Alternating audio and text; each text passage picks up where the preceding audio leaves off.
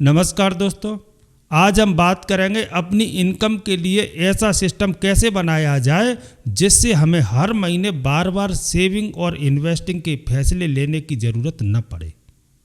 आज हम बात करेंगे डेविड बेक की किताब द ऑटोमेटिक मिलेनियर की। इस किताब की एक बात मुझे काफ़ी इंटरेस्टिंग लगती है। आमतौर पर जब हम वेल्थ बनाने के बारे में सोचते हैं तो हमारे दिमाग में सबसे पहले क्या आता है?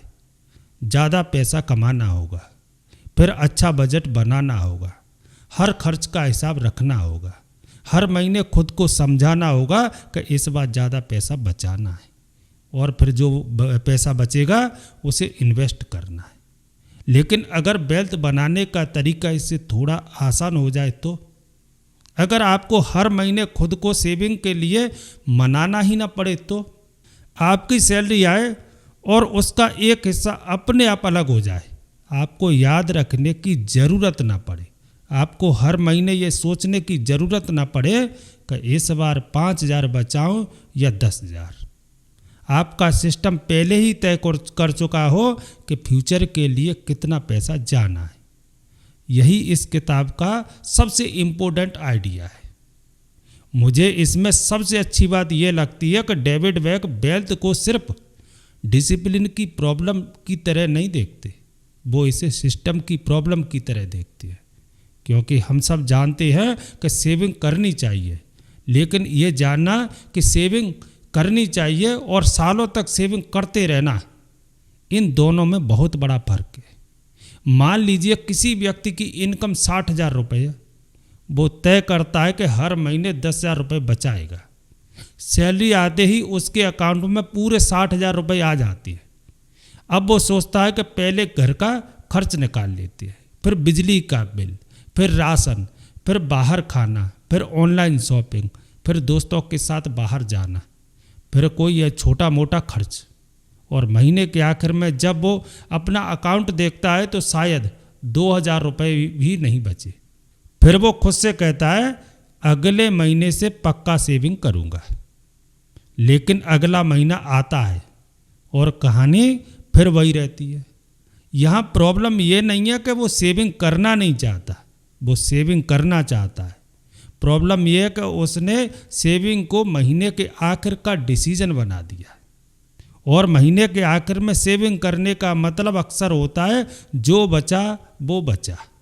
लेकिन अगर हम इस पूरी चीज़ को उल्टा कर दें तो सैलरी आई और सबसे पहले फ्यूचर का हिस्सा अलग हो गया। अब जो पैसा बचा है उसी से आपको अपना महीना चलाना है। ये छोटा सा बदलाव काफ़ी बड़ा फर्क ला सकता है, क्योंकि अब सेविंग ऐसी चीज़ नहीं रही जिसे महीने के आखिर में याद करना है, वो पहले ही हो चुकी है। और यही ह्यूमन बिहेवियर बहुत इम्पोर्टेंट हो जाता है। हम अक्सर सोचते हैं अगर चाहें तो खुद को कंट्रोल कर सकते हैं, लेकिन क्या हर दिन हमारी बिल पावर एक जैसी रहती है? क्या हर महीने हमारा डिसिप्लिन एक जैसा रहता है? और जब हम स्ट्रेस में होते हैं क्या तब भी हम वही फाइनेंशियल डिसीजन लेते हैं जो आराम से बैठे हुए लेते हैं? शायद नहीं। इसलिए अगर कोई अच्छा फाइनेंशियल डिसीजन हर बार आपकी बिल पावर पर टिका है तो हो सकता है कि वो डिसीजन लंबे समय तक ना चले। लेकिन अगर आपने उसी डिसीजन को सिस्टम में बदल दिया तो आपको बार बार बिल पावर की ज़रूरत नहीं पड़ेगी। यही वजह है कि ऑटोमेटिक सेविंग का आइडिया इतना पावरफुल है। आप अपने फ्यूचर को अपने मूड के भरोसे नहीं छोड़ते। आप पहले ये तय कर देती हैं कि आपकी इनकम का एक हिस्सा फ्यूचर के लिए जाएगा और फिर वही काम हर महीने होता रहता है। अब यहाँ एक सवाल आता है, अगर आप सेविंग ऑटोमेटिक कर रहे हैं तो कितनी सेविंग करनी चाहिए? मुझे नहीं लगता कि इसका एक नंबर हर व्यक्ति के लिए सही हो सकता है। किसी की इनकम 30,000 है, किसी की 1 लाख, किसी की फैमिली रिस्पॉन्सिबिलिटी ज़्यादा है, किसी के ऊपर लोन है, किसी के खर्च कम है। इसलिए सिर्फ किसी एक परसेंटेज को देखकर यह तय करना सही नहीं होगा कि हर व्यक्ति को उतना ही बचाना चाहिए। मेरे हिसाब से ज़्यादा इम्पोर्टेंट ये है कि आप ऐसा अमाउंट तय करें जिसे आप लंबे समय तक बिना ज़्यादा फाइनेंशियल स्ट्रेस के बचा सकें, क्योंकि वेल्थ बनाने में सिर्फ शुरुआत ज़रूरी नहीं है, कंटिन्यूटी उससे भी ज़्यादा ज़रूरी है। अगर आपने एक महीने बहुत ज़्यादा पैसा बचा लिया और अगले 3 महीने सेविंग ही नहीं कर पाए, तो उससे बेहतर हो सकता है कि आप कम अमाउंट में शुरुआत करें, लेकिन उसे लगातार करते रहें, क्योंकि वेल्थ कई बार किसी एक बड़े फाइनेंशियल डिसीजन से नहीं बनती, वो छोटे छोटे डिसीजन को बार बार दोहराने से बनती है। अब एक और इम्पोर्टेंट बात, अगर आपकी इनकम बढ़ती है तो क्या आपकी सेविंग भी बढ़ेगी या आपकी लाइफस्टाइल बढ़ जाएगी? मान लीजिए आपकी सैलरी 50,000 से बढ़कर 70,000 हो गई, अब आपके पास 20,000 रुपये ज़्यादा है, आप क्या करेंगे? क्या पूरे 20,000 रुपये लाइफस्टाइल में चले जाएंगे? नई बाइक, महंगा फ़ोन, ज़्यादा बाहर खाना, महंगी शॉपिंग, या आप कहेंगे मेरी लाइफस्टाइल थोड़ी बेहतर होगी लेकिन इस एक्स्ट्रा इनकम का कुछ हिस्सा फ्यूचर के लिए भी जाएगा? यही लाइफस्टाइल इन्फ्लेशन की प्रॉब्लम दिखाई देती है। हमारी इनकम बढ़ती है और धीरे धीरे हमारी ज़रूरतें भी बढ़ने लगती है। जो चीज़ पहले लग्जरी थी वही कुछ समय बाद नॉर्मल लगने लगती है। पहले साधारण फ़ोन काफ़ी था, फिर थोड़ा बेहतर फ़ोन चाहिए, फिर उससे भी बेहतर। पहले छोटा घर ठीक था, फिर बड़ा घर चाहिए। पहले साधारण कार ठीक थी, फिर ज़्यादा महंगी कार चाहिए। और अगर ये सिलसिला चलता रहा तो इनकम बढ़ने के बावजूद फाइनेंशियल फ्रीडम उतनी तेज़ी से नहीं बढ़ेगी। इसीलिए इनकम बढ़ने के साथ सेविंग को भी ऑटोमेटिक तरीके से बढ़ाना काफ़ी प्रैक्टिकल हो सकता है। आपको हर बार ये डिसाइड करने की ज़रूरत नहीं है कि इस बार मैं ज़्यादा बचाऊंगा। आप पहले से एक रूल बना सकती हैं, जब इनकम बढ़ेगी तो उसका एक हिस्सा फ्यूचर के लिए अपने आप चला जाएगा। इससे आज की ज़िंदगी भी बेहतर हो सकती है और फ्यूचर की भी। लेकिन यहाँ एक बात समझना बहुत ज़रूरी है, ऑटोमेटिक का मतलब ये नहीं है कि आपको अपने फाइनेंशियल सिस्टम को कभी देखना ही नहीं है। आपको समय समय पर चेक करना होगा, आपकी इनकम कितनी है, आपके खर्च कितने हैं, आपकी सेविंग कितनी है, आपके ऊपर कोई महंगा कर्ज तो नहीं है, आपका इमरजेंसी फंड पर्याप्त है या नहीं, और आपकी इन्वेस्टमेंट आपके गोल के हिसाब से ठीक है या नहीं। सिस्टम का काम आपको अपनी फाइनेंशियल लाइफ से दूर करना नहीं है। सिस्टम का काम ये है कि आपको हर छोटी फाइनेंशियल चीज़ के लिए बार बार फैसला न लेना पड़े। जैसे आपने एक बार बिजली का बिल ऑटोमेटिक पेमेंट पर लगा दिया तो हर महीने बैठकर बिल भरने का फैसला नहीं करना पड़ता। उसी तरह अगर आपने सेविंग का सिस्टम बना दिया तो हर महीने सेविंग करने के लिए मोटिवेशनल ढूंढने की ज़रूरत कम हो जाती है। इन्वेस्टिंग को भी सिस्टम बनाइए। यही बात इन्वेस्टिंग पर भी लागू होती है। अगर आप हर महीने खुद से पूछते हैं इस महीने इन्वेस्ट करूं या नहीं, तो कभी मार्केट ऊपर देखकर लगेगा कि अभी खरीदना महंगा है, कभी मार्केट नीचे देखकर लगेगा अभी और गिरेगा, कभी कोई न्यूज़ डराएगी, कभी कोई नया स्टॉक अच्छा लगने लगेगा। लेकिन अगर आपके पास एक लॉन्ग टर्म इन्वेस्टमेंट सिस्टम है तो आप अपने प्लान के हिसाब से इन्वेस्ट कर सकते हैं।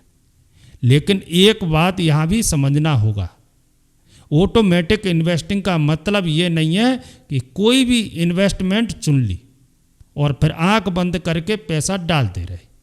आपको समझना चाहिए आपका पैसा कहाँ जा रहा है, उसमें कितना रिस्क है, उसकी कॉस्ट क्या है, आपका टाइम होराइजन क्या है, आपका गोल क्या है, और वो इन्वेस्टमेंट आपके पूरे फाइनेंशियल प्लान के साथ फिट बैठती है या नहीं। क्योंकि गलत चीज़ को ऑटोमेटिक करना मतलब गलत डिसीजन को सिर्फ ज़्यादा बार दोहराना। इसीलिए सिस्टम बनाने से पहले उसे समझना ज़रूरी है। लेकिन एक बार सही सिस्टम बन जाए तो हर महीने वही डिसीजन दोबारा लेने की ज़रूरत कम हो सकती है।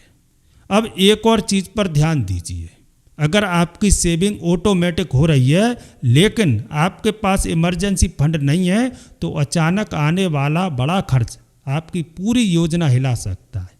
मान लीजिए आप हर महीने इन्वेस्ट कर रहे हैं लेकिन अचानक आपकी इनकम बहुत समय के लिए रुक गई या कोई बड़ा अनएक्सपेक्टेड खर्च आ गया। अगर आपके पास कैश रिजर्व नहीं है तो आपको अपनी इन्वेस्टमेंट बेचनी पड़ सकती है, और अगर उसी समय मार्केट नीचे है तो आपकी लॉन्ग टर्म स्ट्रेटजी पर भी असर पड़ सकता है। इसलिए एक मजबूत फाइनेंशियल सिस्टम में सिर्फ सेविंग और इन्वेस्टिंग नहीं होनी चाहिए, उसमें सेफ्टी भी होनी चाहिए। आपके पास ऐसा इमरजेंसी फंड होना चाहिए जो अचानक आने वाले खर्च में आपकी मदद कर सके, क्योंकि वेल्थ बनाने का मतलब सिर्फ पैसा बढ़ाना नहीं है। वेल्थ बनाने का मतलब अपनी फाइनेंशियल लाइफ को इतना मजबूत बनाना है कि छोटी सी परेशानी आपकी पूरी योजना को न बिगाड़ दे। डेट को भी समझना जरूरी है, और इसी बात से डेट भी जुड़ जाता है।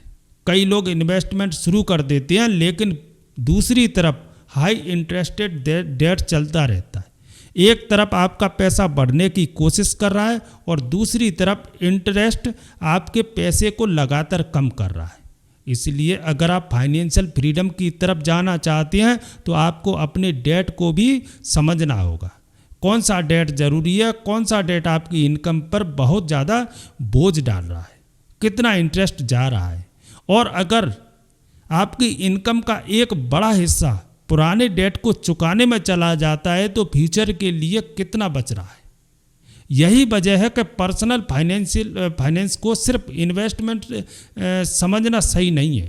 पर्सनल फाइनेंस पूरी फाइनेंशियल पिक्चर है। आप कितना कमाती हैं, कितना खर्च करती हैं, कितना बचाती हैं, कितना डेट है, कितना इन्वेस्ट करती हैं, और कितने साल तक ये सब जारी रख सकती है। इन सभी चीज़ों से मिलकर आपकी फाइनेंशियल पोजीशन बनती है। अब एक सवाल, क्या छोटी सेविंग से सच में बड़ा फर्क पड़ सकता है? मान लीजिए कोई व्यक्ति हर महीने 5,000 रुपये ऑटोमेटिक बचाता है। आज देखकर शायद ये बहुत बड़ा अमाउंट नहीं लगेगा, लेकिन अगर वो इसे लगातार कई साल तक करता है तो वही छोटी रकम धीरे धीरे बड़ी कैपिटल बन सकती है। और अगर उस कैपिटल को लॉन्ग टर्म में इन्वेस्ट किया जाए तो कंपाउंडिंग अपना काम कर सकती है। यही वजह है कि परफेक्ट अमाउंट का इंतज़ार करना कई बार सही नहीं होता। बहुत लोग कहते हैं जब मेरी इनकम 1 लाख हो जाएगी तब इन्वेस्ट करूँगा, लेकिन फिर इनकम बढ़ती है तो लाइफ स्टाइल भी बढ़ जाती है, और फिर वो कहते हैं अब 1.5 लाख होने दो, और ये सिलसिला चलता रहता है। इसलिए शायद ज़्यादा यूजफुल सवाल ये है, मैं अपनी आज की इनकम में से कितना अपने फ्यूचर को दे सकता हूँ। और अगर जवाब छोटा है तो भी शुरुआत की जा सकती है, क्योंकि आपके फ्यूचर को सिर्फ बड़े अमाउंट की ज़रूरत नहीं है, उसे ज़रूरत है कि आप उसे लगातार कुछ देते रहें, और यही कंपाउंडिंग का असली फ़ायदा दिखाई देता है। आप सिर्फ अपने पैसे से पैसा नहीं बना रहे होते, समय के साथ आपका पैसा भी आपके लिए पैसा बनाने की कोशिश कर रहा होता है। लेकिन कंपाउंडिंग को एक चीज़ चाहिए, टाइम, और टाइम को वापस खरीदा नहीं जा सकता। इसलिए जल्दी शुरुआत करना काफ़ी इम्पोर्टेंट हो सकता है। अगर कोई छोटी रकम से जल्दी शुरुआत करता है तो उसके पास पैसा बढ़ने के लिए ज़्यादा समय होता है। दूसरा व्यक्ति बड़ी रकम से बहुत देर से शुरू करता है तो उसके पास समय कम हो सकता है। इसलिए हमेशा ये ज़रूरी नहीं कि कौन ज़्यादा इन्वेस्ट कर रहा है, कभी कभी ये भी ज़रूरी होता है कि कौन कितने लंबे समय तक इन्वेस्ट कर रहा है। ऑटोमेटिक सिस्टम का एक बड़ा फायदा ये भी है कि अगर सेविंग और इन्वेस्टिंग का फैसला हर महीने फिर से लेना पड़े तो टालना बहुत आसान है। अगले महीने से शुरू करूँगा, सैलरी बढ़ने के बाद शुरू करूँगा, मार्केट थोड़ा नीचे आए तब शुरू करूँगा, अभी खर्च ज़्यादा है। लेकिन अगर सिस्टम पहले से बना हुआ है तो आपको हर महीने नई शुरुआत करने की ज़रूरत नहीं है। आप पहले ही शुरू कर चुके हैं, अब सिर्फ उसे चलने देना है। मुझे लगता है कि यही ह्यूमन बिहेवियर का सबसे इंटरेस्टिंग हिस्सा है। हम अक्सर सोचते हैं कि हमें ज़्यादा डिसिप्लिन चाहिए, लेकिन शायद हमें हर जगह ज़्यादा डिसिप्लिन की ज़रूरत नहीं है। हमें कुछ ज़रूरी जगहों पर बेहतर सिस्टम चाहिए। अगर आपको रोज़ एक्सरसाइज करने के लिए मोटिवेशनल चाहिए तो कोई एक दिन छूट जा सकता है, लेकिन अगर आपने उसे अपनी रूटीन में फिक्स कर दिया तो धीरे धीरे वो आदत बन सकती है। सेविंग भी ऐसी है, अगर आपको हर महीने सेविंग करने के लिए मोटिवेशन चाहिए तो कभी न कभी आप उसे छोड़ सकती हैं, लेकिन अगर सैलरी आते ही सेविंग अपने आप हो जाए तो वो आपकी फाइनेंशियल रूटीन का हिस्सा बन सकती है। और यहीं से मुझे इस किताब का नाम समझ आता है, द ऑटोमेटिक मिलेनियर। यहाँ मेरे लिए ऑटोमेटिक शब्द मिलेनियर से भी ज़्यादा इम्पोर्टेंट है, क्योंकि किताब का मतलब ये नहीं है कि कोई जादुई तरीका आपको रातों रात मिलेनियर बना देगा। बड़ी बात यह है कि आप अपनी फाइनेंशियली हैबिट्स को इस तरह बना सकते हैं कि अच्छे डिसीजन बार बार अपने आप होते रहें, और अगर आप ऐसा लंबे समय तक कर पाएँ तो छोटे छोटे फाइनेंशियल डिसीजन भी बड़ा रिजल्ट दे सकती है। अगर मैं इस पूरी किताब की सोच को अपने शब्दों में समझाऊं तो मैं कहूँगा, अपनी इनकम बढ़ाने की कोशिश कीजिए, लेकिन इनकम बढ़ने के साथ खर्च को उसी स्पीड से मत बढ़ाइए। सेविंग को महीने के आखिर तक मत टालिए, पहले अपना हिस्सा अलग कीजिए। अगर संभव हो तो सेविंग और इन्वेस्टिंग को ऑटोमेटिक बनाइए। इमरजेंसी के लिए सेफ्टी नेट रखिए।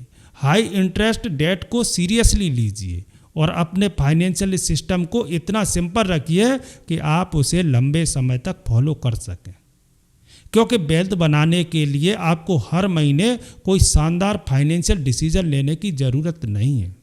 आपको बस गलत डिसीजन कम करने हैं और सही डिसीजन लगातार दोहराने हैं। मेरे हिसाब से यही इस किताब का सबसे प्रैक्टिकल लेसन है। अगर आप हर महीने खुद से पूछते हैं इस बार कितना बचाऊंगा, तो शायद अब सवाल बदलने का समय है। सवाल ये होना चाहिए, मैं ऐसा सिस्टम कैसे बनाऊं कि सेविंग के लिए मुझे हर महीने सोचना ही ना पड़े। अगर सैलरी आते ही आपका फ्यूचर अपना हिस्सा ले लेता है तो आपको महीने के आखिर में बची हुई रकम पर निर्भर नहीं रहना पड़ेगा। अगर इन्वेस्टमेंट ऑटोमेटिक होती है तो आपको हर महीने मार्केट के बारे में नया फैसला लेने की ज़रूरत कम होगी। अगर इमरजेंसी फंड है तो अचानक आया खर्च आपकी पूरी स्ट्रेटजी को नहीं हिलाएगा। अगर डेट कंट्रोल में तो आपकी इनकम का ज़्यादा हिस्सा फ्यूचर के लिए काम कर सकता है। और अगर लाइफ स्टाइल आपकी इनकम के साथ लगातार नहीं भाग रही तो आपकी सेविंग की कैपेसिटी बढ़ सकती है। इन सारी चीज़ों को एक साथ देखें तो समझ आता है कि वेल्थ कोई एक बड़ा कदम नहीं है, यह एक ऐसा सिस्टम है जिसमें बहुत सारे छोटे छोटे डिसीजन मिलकर काम करते हैं। और शायद इसी वजह से इस किताब का सबसे पावरफुल मैसेज ज़्यादा कमाओ नहीं है, बल्कि जो पैसा आपके पास आता है उसे सही दिशा में ऑटोमेटिक भेजना सीखो। क्योंकि अगर हर महीने आपकी इनकम आती है और पूरी की पूरी आज की ज़िंदगी में खर्च हो जाती है तो फ्यूचर के लिए कुछ नहीं बचेगा। लेकिन अगर हर इनकम का एक हिस्सा आपके फ्यूचर के लिए काम करने लगे तो धीरे धीरे आपकी फाइनेंशियल पोजीशन बदल सकती है। आज शायद फ़र्क छोटा लगे, एक महीने में 5,000, अगले महीने में 5,000, फिर अगले महीने, फिर अगले महीने, फिर अगले महीने।